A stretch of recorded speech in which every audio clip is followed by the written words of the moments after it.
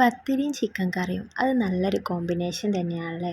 അതിലേക്ക് മട്ടനോ ബീഫോ ഒന്നും അത്ര മാച്ചായിട്ട് എനിക്ക് തോന്നിയിട്ടില്ല കേട്ടോ. നിങ്ങൾക്കൊക്കെ എങ്ങനെയെന്ന് പറയണേ.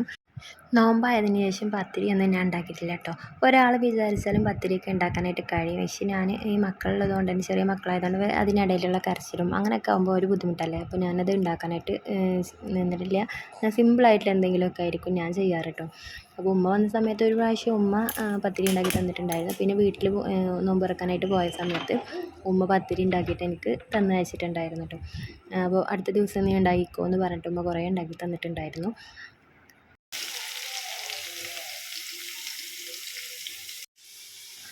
ഞാൻ പത്തിരി തവ ഈ ഒരു സ്ക്വയറിൽ വരുന്ന നോൺ സ്റ്റിക്കിൻ്റെയാണ് എടുത്തിട്ടുള്ളത്. ആ ഒരു ഇരുമ്പിൻ്റെ ഞാൻ എടുത്തിട്ടില്ല കേട്ടോ.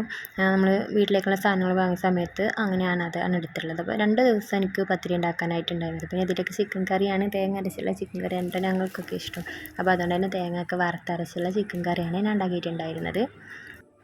ഇത്രയൊക്കെ ഉണ്ടാക്കിയിട്ട് അതിലേക്ക് നല്ലൊരു പാൽ ചായ ഇല്ലെങ്കിൽ അത് ഭയങ്കരമായിട്ടൊരു മോശമല്ലേ.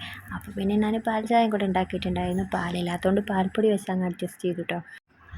അങ്ങനെ കിച്ചണിൽ ആ ഒരു യുദ്ധം കഴിഞ്ഞ് നോമ്പ് തുറക്കുന്നതിന് മുന്നേ നമുക്കെല്ലാം സെറ്റാക്കി അങ്ങനെയൊക്കെ റെഡിയാക്കി വെച്ച് വന്നപ്പോഴേക്കുണ്ടല്ലോ മക്കൾ ഇവിടെ ഒരു വിധമാക്കി വെച്ചിട്ടുണ്ടായിരുന്നു. അടുത്ത യുദ്ധത്തിനുള്ള വകയാക്കി വെച്ചിട്ടുണ്ട് കേട്ടോ. അപ്പോൾ പിന്നെ അതൊക്കെ ക്ലീൻ ആക്കാമെന്ന് കരുതി മോൻ്റെ എല്ലാ ഐറ്റംസ് ഉണ്ടല്ലോ ഇതുപോലെ തന്നെ പരന്ന് കിടക്കും. അപ്പോൾ ഞാൻ എല്ലായിടത്തും കവറിൽ പെറുക്കി വെക്കും കേട്ടോ. പിന്നെ അത് പരത്താനുള്ളതല്ലേ. അങ്ങനെ നോമ്പൊക്കെ തുറന്ന് പ്രയറും കാര്യങ്ങളും ഫുഡ് കഴിക്കലും കാര്യങ്ങളൊക്കെ കഴിഞ്ഞ് നമ്മൾ ഇത് വൈകുന്നേരം സമയത്ത് ഞങ്ങളുടെ ഒരു ടൈമാണ് കേട്ടോ. സ്പെഷ്യൽ ടൈമാണ് ഇത്. വീഡിയോ ഇഷ്ടപ്പെട്ടാൽ ലൈക്കും സപ്പോർട്ടൊക്കെ തരണേ.